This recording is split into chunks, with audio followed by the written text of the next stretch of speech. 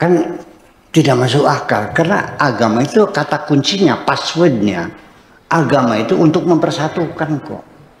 Ketika mereka terjadi perang saudara dan sebagainya, turun Nabi lagi, dipersatukan lagi, kan begitu. Lah kenapa sekarang malah justru gara-gara agama kita menjadi perang? Di mana salahnya? Ya itu dari awal sudah menjadi rapuh karena terjebak.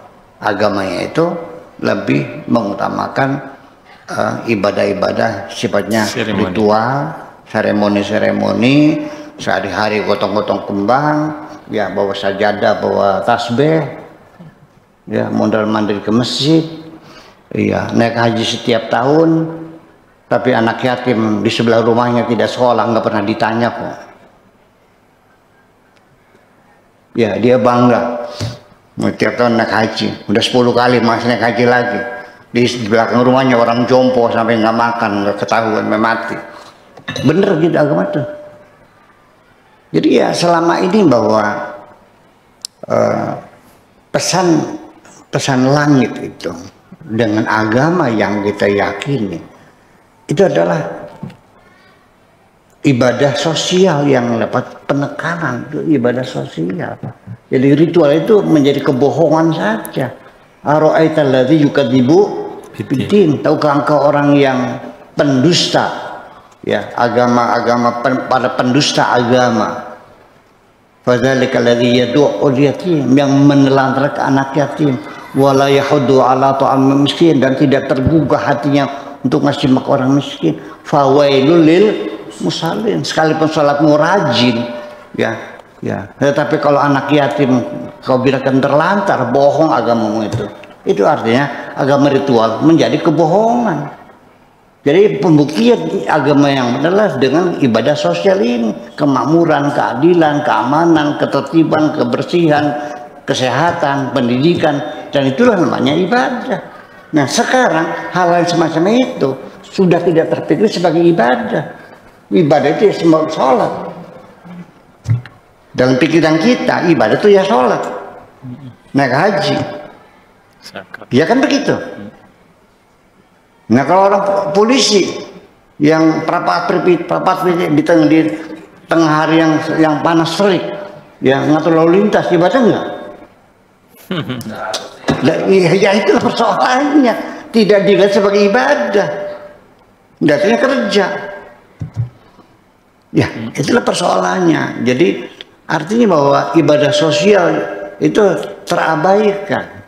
Kalau ibadah sosial kan hubungannya horizontal antar kita.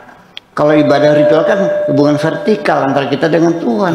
Kalau kamu ambil air wudhu, yang ngerasa adem siapa? Ya kan. Yang nyaman siapa? Saya nggak duduk dengan saya kok.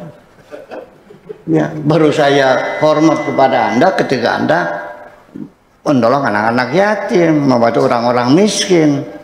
Ya, ikut mencerdaskan bangsa, ikut berpartisipasi dalam pembangunan negeri ini.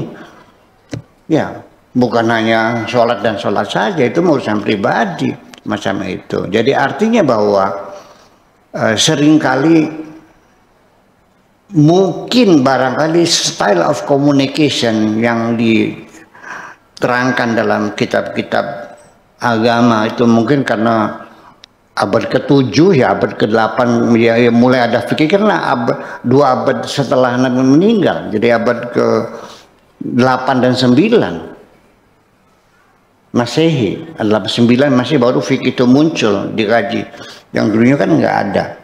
Ya, ternyata ya yang kalau kita lihat kitab fikih 6 jilid fikih Madzhabul Arba'ah itu hampir seperempatnya atau separuhnya dihabiskan bab sholat. Ya silakan buka. Nah, hampir begitu bab sholat, rinci sekali.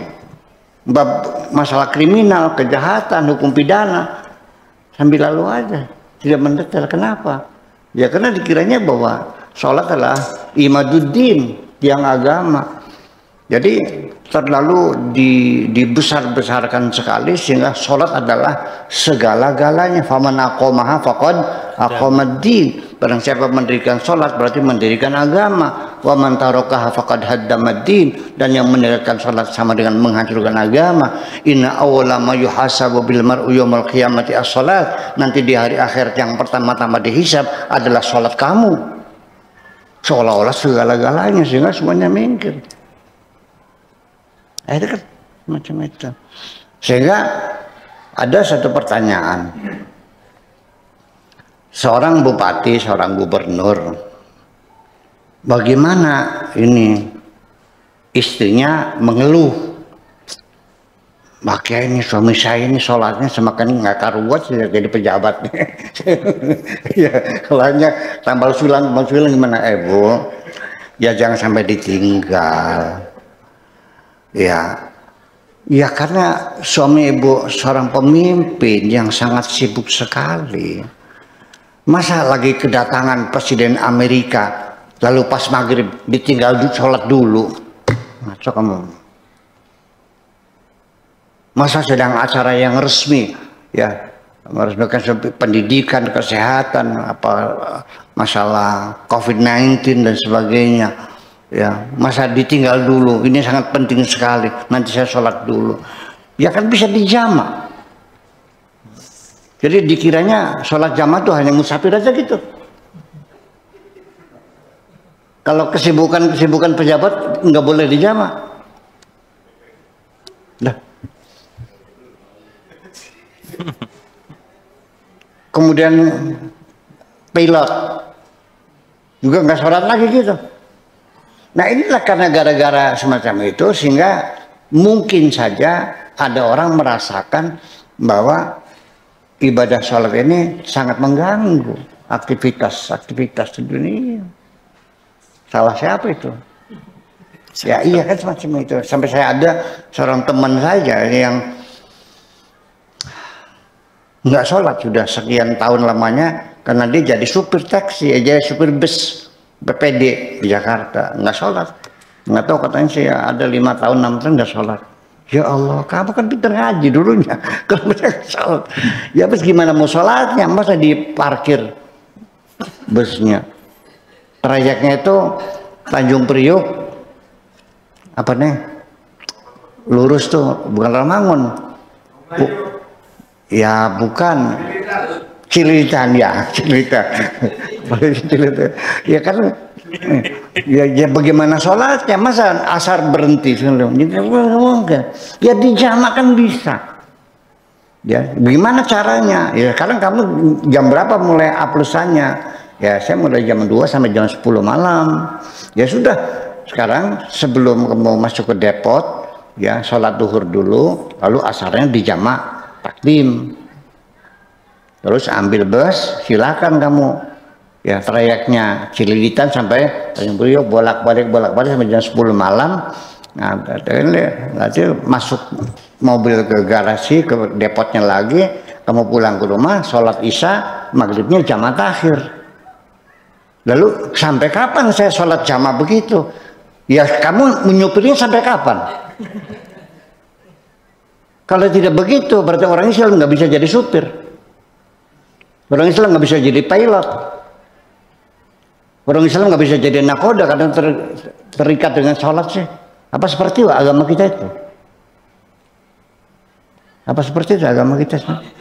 Nah ya itu. Nah itulah persoalannya. Jadi ya terjebak pada agama-agama ritual. Ya jadi ini saya jangan sampai nanti salah paham lagi. Makanya saya perlu ngomongnya lebih jelas. Ini saya jangan diartikan bahwa Buya Syakur tidak mementingkan sholat. Tidak, selesai sudah sholat wajib. Ya tidak bisa kita bicarakan lagi.